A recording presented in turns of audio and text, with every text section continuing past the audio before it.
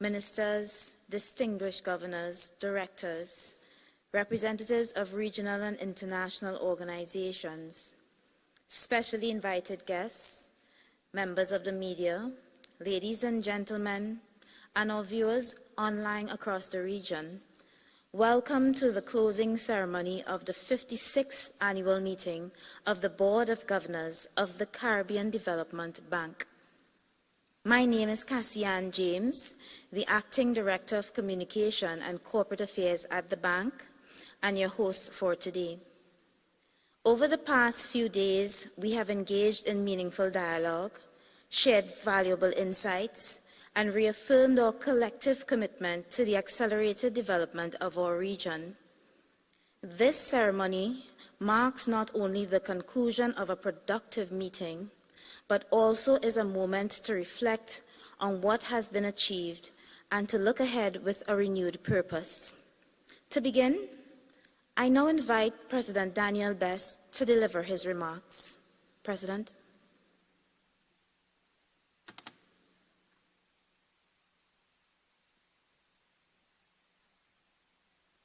Thank you, Cassian.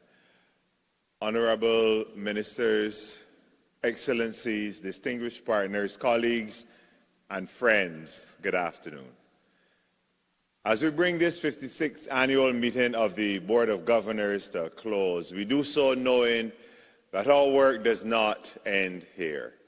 If anything, it begins anew, carrying forward the ideas we shared, the partnerships we strengthened, and the commitments we made to build a stronger future for the Caribbean together. I extend my deepest gratitude to the government and people of the Commonwealth of the Bahamas for once again embracing us at a defining moment in our region's history. As I stated in my opening remarks yesterday, Nassau reminds us of how far we have come and how each generation has risen to meet new challenges with the same enduring spirit that carries us forward. So to every governor, development partner, young voice, and private sector leader that filled these rooms, thank you. You showed up and engaged, challenged us, and committed yourselves to working in partnership with the bank to transform lives for Caribbean people.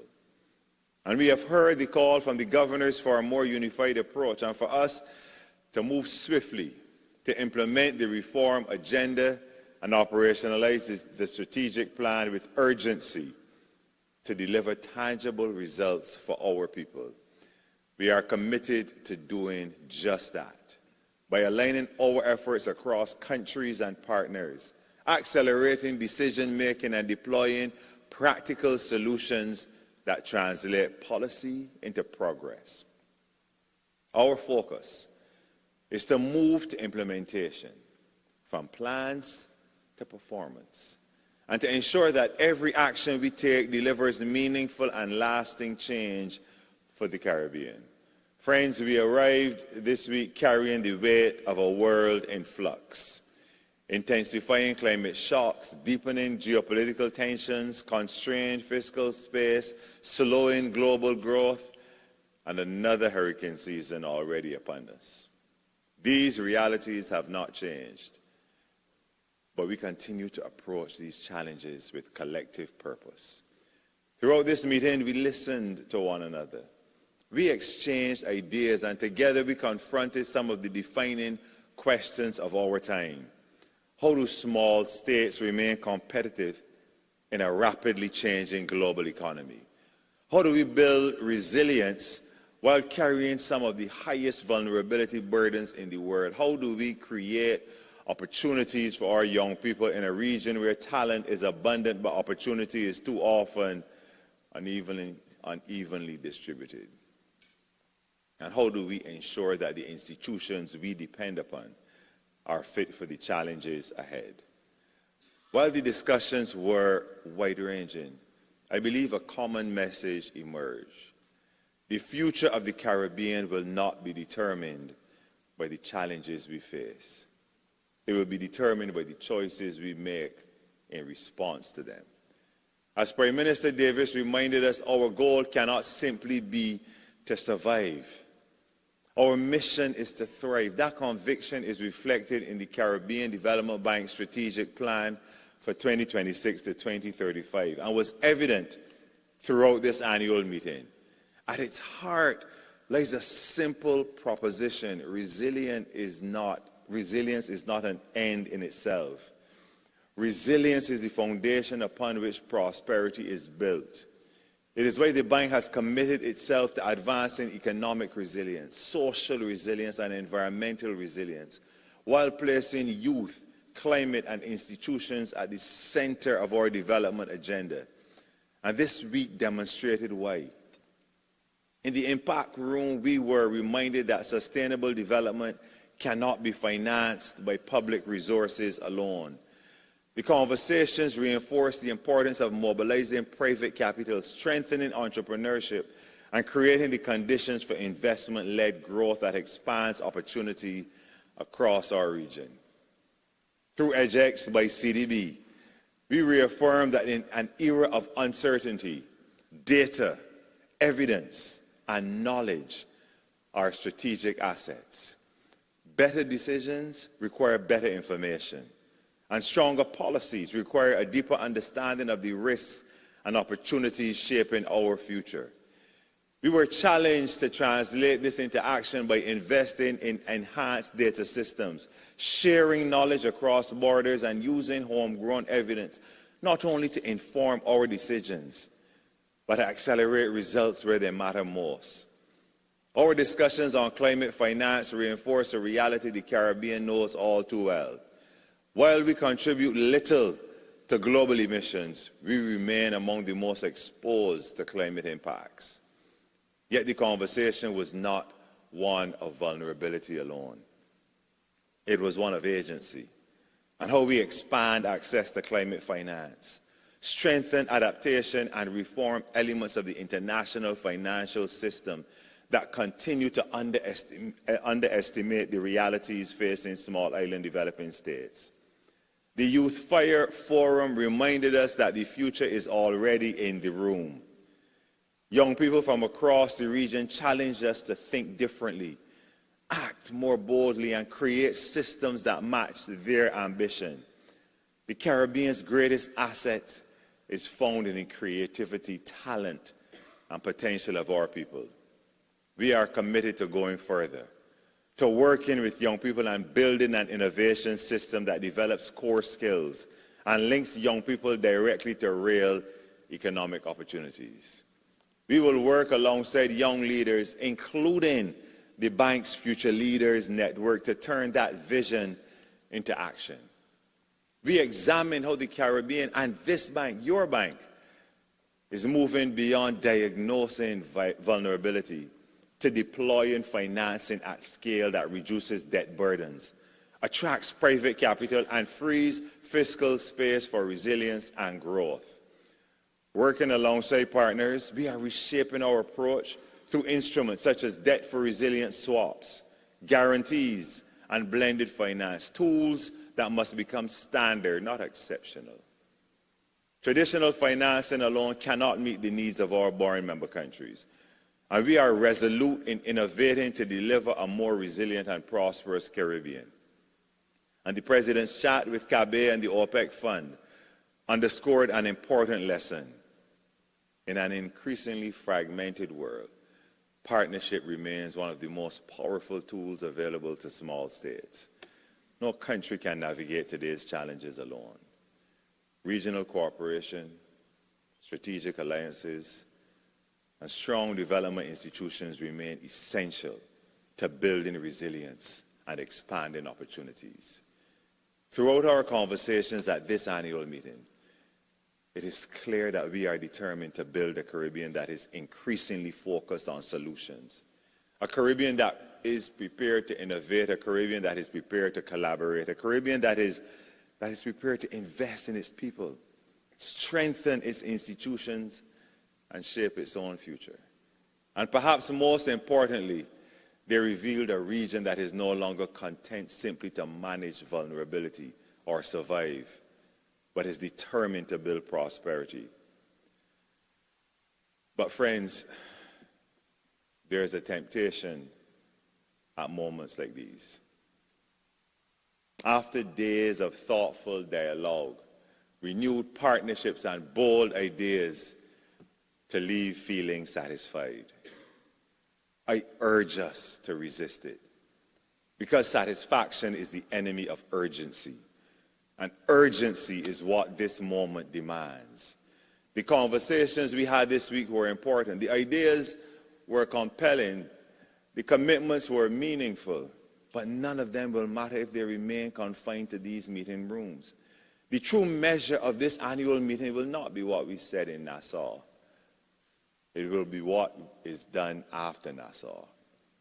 The reality is that the pressures facing our region are not waiting for us, and our young people are certainly not waiting for us. They are prepared to act. They are looking to us not for promises, but for progress and delivery. What this moment requires from all of us is implementation with purpose and partnership with intent. It requires governments and multinational institutions willing to pursue different reforms and long-term investments. It requires development institutions willing to move faster, innovate more boldly, and deliver greater impact. It requires the private sector to see opportunity where others see risks. And it requires regional institutions to continue doing what the Caribbean has always done at its best: act together in pursuit of a common future. This is especially important because the challenges before us are increasingly interconnected. Economic resilience cannot be separated from climate resilience. Climate resilience cannot be separated from institutional strength, and institutional strength cannot be separated from human development. And human development ultimately depends on whether people can see opportunity, security, and hope in their everyday lives. So we deliberately centered our discussions this week on these priorities because it should matter to all of us whether future generations look back on this moment and say that we chose action over complacency, partnership over fragmentation, and progress over inertia. It matters whether they inherit a Caribbean that is more prosperous, more inclusive, more resilient, and more secure than the one entrusted to us. That is the responsibility we must carry forward from Nassau. And that is the work that now begins. The bank cannot do it alone. Development is a shared commitment. To our member governments, we ask for your continued partnership in implementation. Bring your priorities. Bring your ambition and hold us accountable. To our IFI partners, the multi-guarantor debt for resilience swap, the regional GCF platform, these are the architecture of a new kind of cooperation. Let us build on them as the pressures of a changing world intensify. To the private sector, this week showed us what is possible when capital and purpose align. There's no resilient Caribbean without a vibrant, invested private sector. We need your risk appetite to match your opportunity appetite in this region. To our civil society, academic and community partners, keep demanding more of us.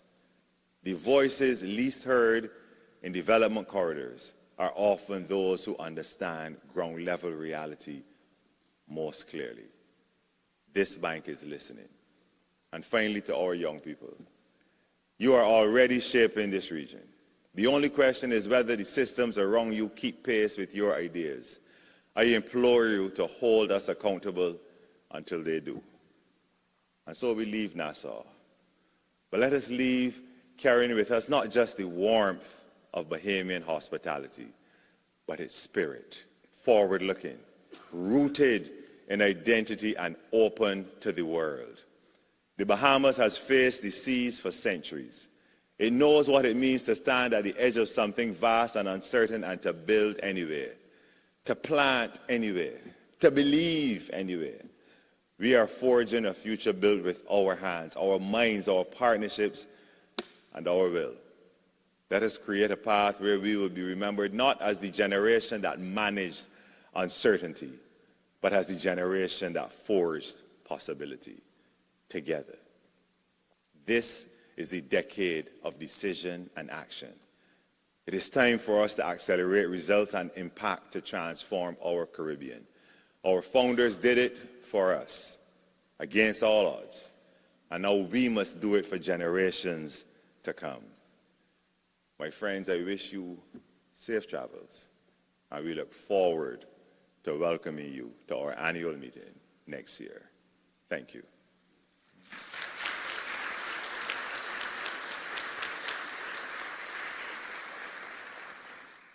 Sincerest appreciation, President Best, for those insightful and impactful words on what has truly been a significantly remarkable and memorable week. As we wrap up our annual meeting, hosted in beautiful Bahamas, where many noteworthy decisions critical to the future of our region have been made, I am certain our outgoing chairman is keen to share his thoughts on CDB's meeting graciously hosted by the Commonwealth. Ladies and gentlemen, I now welcome the Chairman of the Board of Governors, the Honorable Michael B. Halkitis, to deliver the closing remarks.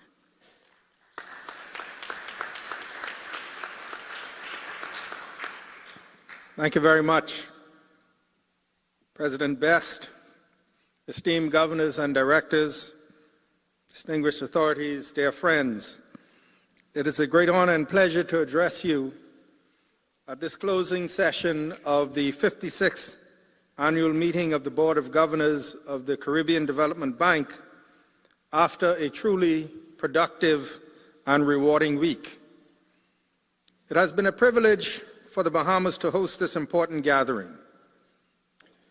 Over these intense few days, we have welcomed hundreds of participants from the bank and member countries, from the private sector, civil society, international organizations, as well as students and volunteers, all of whom have contributed to the success of this meeting and to the quality of its discussions. We are grateful to each and every one of you. We trust that you found this week to be a worthwhile experience and that your days in Nassau will remain in your memories.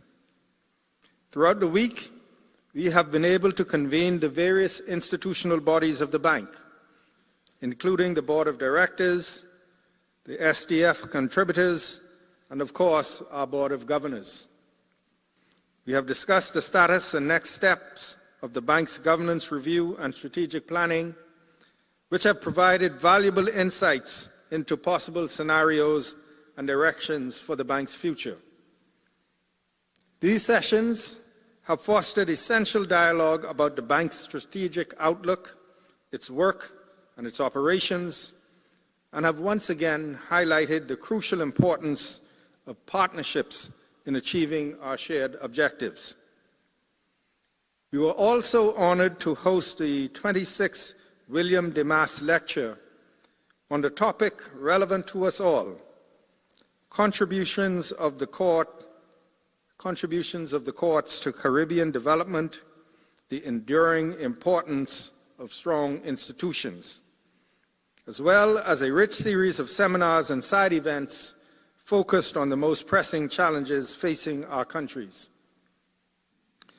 I hope this week has reinforced the core theme of our meeting and helped lay the foundations for continued and even stronger collaborative efforts centered on shared regional priorities such as climate action and resilience, the advancement of membership in the bank, strategies for uncertain times, and long-term stability.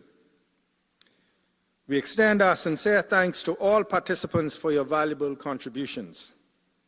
A special word of gratitude goes to the planning teams from the Bahamas and from the CDB, and to everyone who has worked tirelessly over the past year and throughout this week to make this meeting a success.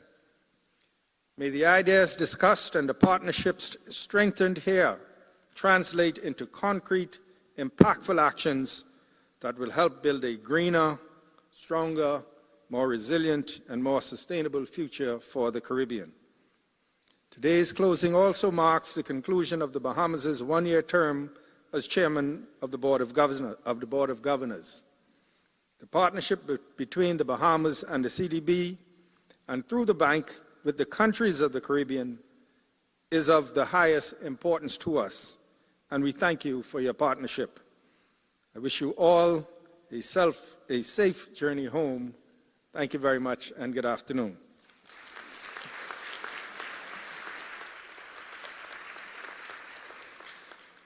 Thank you, Chairman. You may note that some of us may not want to leave, but we'll follow instructions. At the conclusion of this meeting, Belize will assume the chairmanship of the Board of Governors and host the 57th meeting of the Board in 2027. It is now my pleasure to invite Dr. the Honorable Osman Martinez, alternate governor for Belize, and the chairperson-elect for 2026-2027, to deliver his introductory remarks.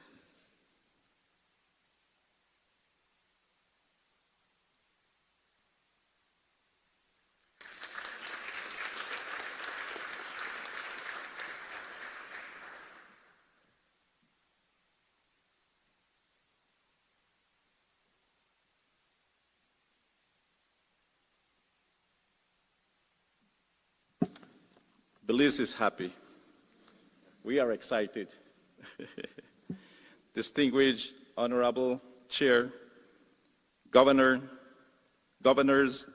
Directors, and President of the Caribbean Development Bank, specially invited guests, ladies and gentlemen, good day to all. It is a distinct privilege to stand before you today as we reflect on a week of meaningful dialogue amongst our regional family here in the beautiful country of the Bahamas.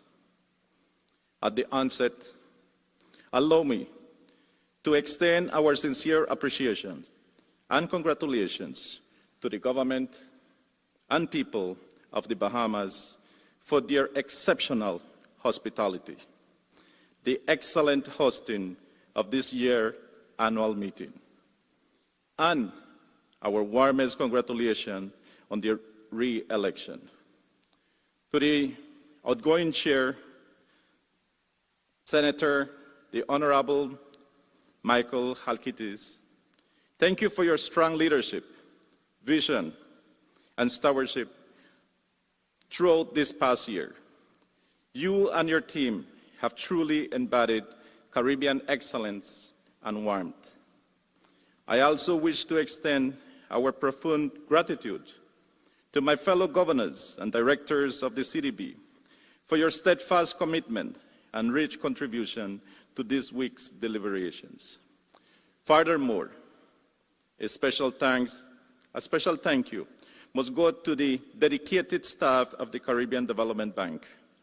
Your tireless work behind the scenes in organizing these events, meaning the logistics and facilitating our meetings, has been foundational to the success of this entire week. The discussions we have shared have been timely, substantive, and forward-looking. At this 56th annual meeting draws to a close, we now look forward to the horizons and towards the next chapter of a regional collaboration.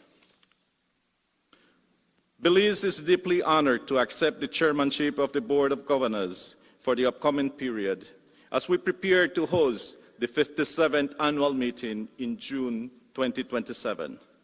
This occasion marks a significant milestone for us, as Belize will be hosting the annual meeting for the second time since 1994. Belize approaches this responsibility with both humility and ambition. We see tremendous opportunities to strengthen regional integration, deepen partnership, and advance innovation. Caribbean-led solutions that build resilient and expand opportunity for all our people. As we look forward to welcoming you, we are eager to share not only our hospitality, but also our rich natural heritage, including the Mesoamerican Reef, which stands proudly as the second largest coral reef system and the largest living coral reef system in the world.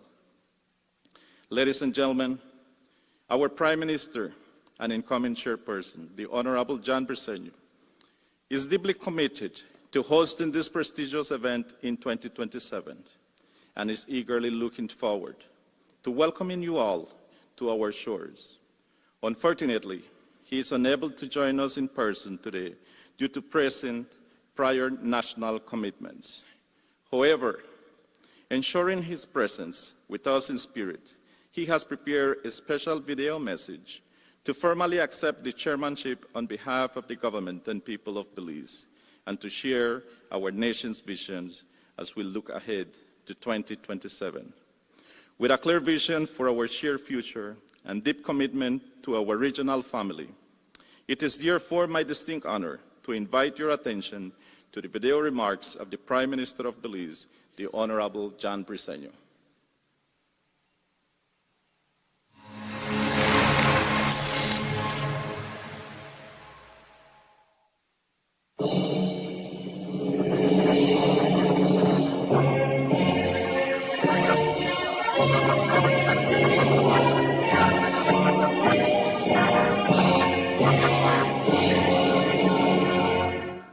Distinguished governors, President of the Caribbean Development Bank, specially invited guests, ladies and gentlemen, it is a distinct honor to accept the chairmanship of the Board of Governors of the Caribbean Development Bank on behalf of the government and people of Belize.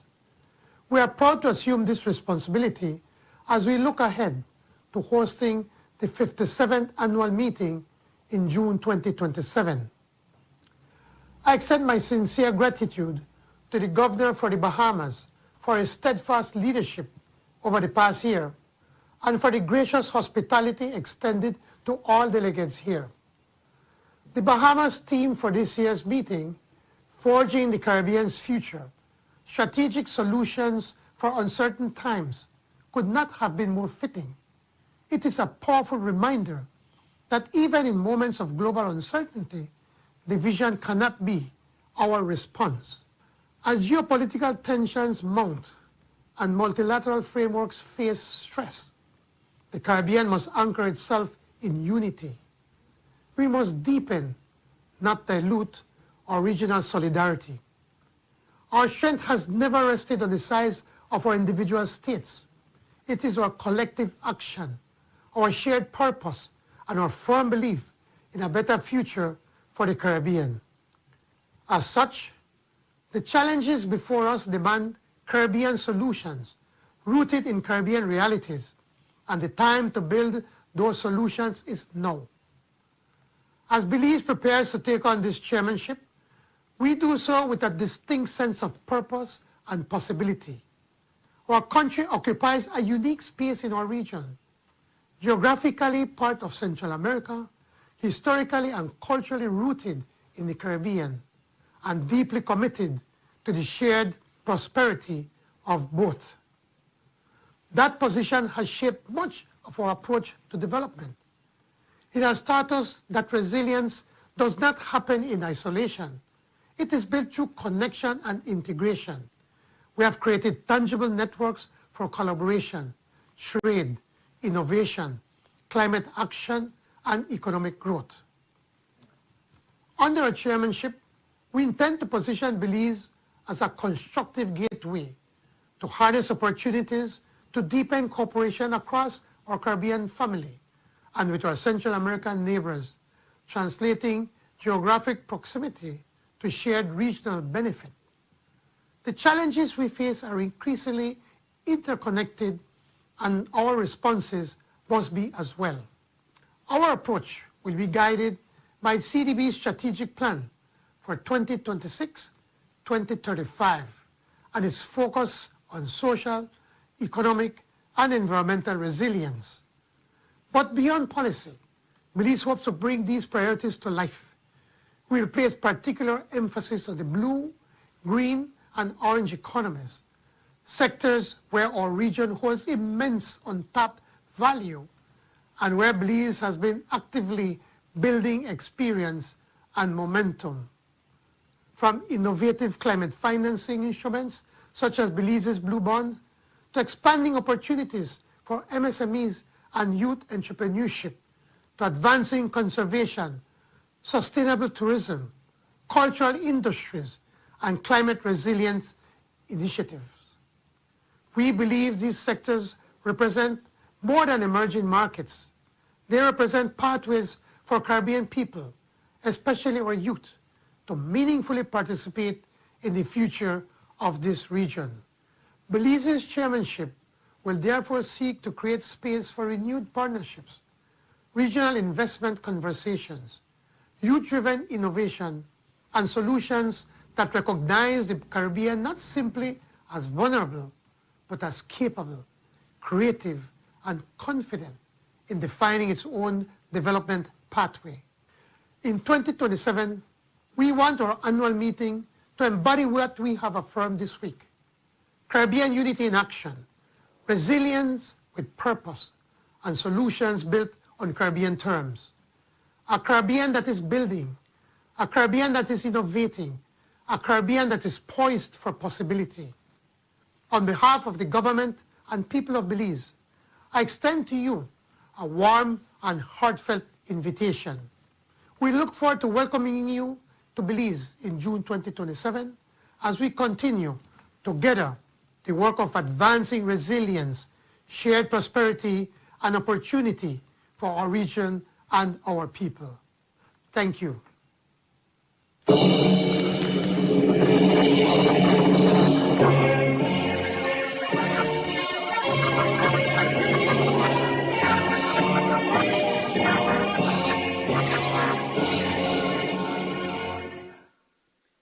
Very noteworthy. A Caribbean poised with possibility and an annual meeting that will also be poised with possibility. Dr. Martinez, if you'd be so kind as to take your seat at the head table. Ladies and gentlemen, we are all anticipating what lies ahead. Our Belizean colleagues have also provided us with a teaser, so please direct your attention once more to the screens in the room. Welcome to Belize, a country defined by rich culture, tradition, and natural abundance, where ideas, culture, and intellect are the sustainable fuels that drive growth and development. Standing at the crossroads of Central America and the Caribbean, Belize is positioned for possibility. At its core, Belize is its people, a vibrant population of just over 428,000. A mosaic of cultures, including Creole, Mestizo, Maya, and Garifuna. It is this diversity that strengthens its social fabric and fuels its capacity for innovation. Belize is a land of infinite potential. Our fisheries, marine, and coastal ecosystems are protected and preserved in perfect balance with tourism, development, and employment. Sustainable agriculture is a way of life, and renewable resources of energy are embraced as drivers of national growth, development, and equity in every community. With a projected GDP increase of 2.5% in 2026, Belize is strengthening key sectors, including agriculture, tourism, and services, while expanding into new and emerging industries. From traditional exports like sugar and citrus to a growing digital services sector, Belize is evolving, creating opportunities for investment, supporting entrepreneurship, and fostering a more diversified economy. Belize is where the Caribbean and Central America meet. Resilient nations, bridging regions, and harnessing possibilities. We'll see you in June 2027.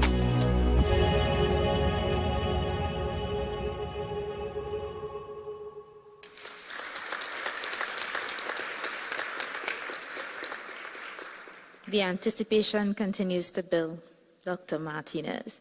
So we now come to the handover moment as the incoming chair presents a symbolic gesture to the outgoing chairperson. I now invite members of the head table to just assume positions in front of the stage, in the order more or less that you've been seated, with one minor adjustment. So Dr. Martinez would be next to the chairperson. So VP Alana.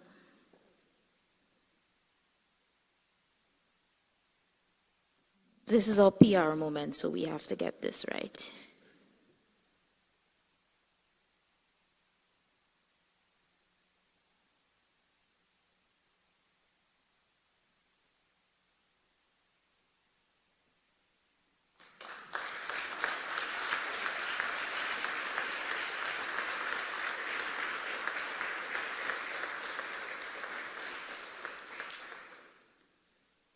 All photos and videos curated, yeah?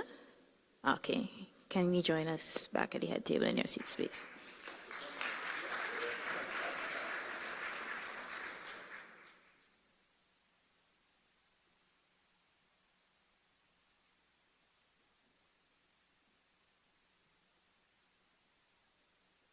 As we transition back to formalities, we now move to the resolution of appreciation, and I invite Governor for Venezuela, Ambassador Raul Licausi, to come to the podium.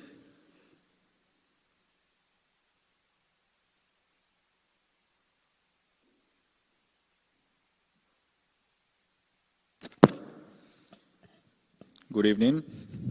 Thank you, Chair, President Best, Governors, ladies and gentlemen. I wish to express congratulations to the government of the Bahamas, the President and the staff of the Caribbean Development Bank on a well-executed and successful 56th annual meeting of the Board of Governors and Events. It is my pleasure to present the resolution of appreciation.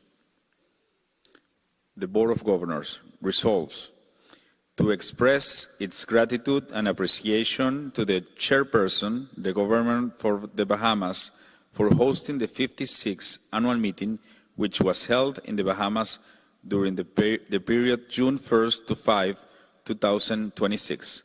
Thank you very much.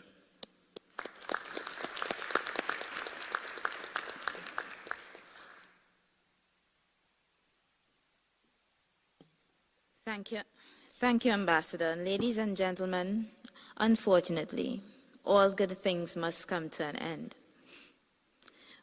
We welcome Minister Halkitis now to formally close our proceedings. Thank you very much.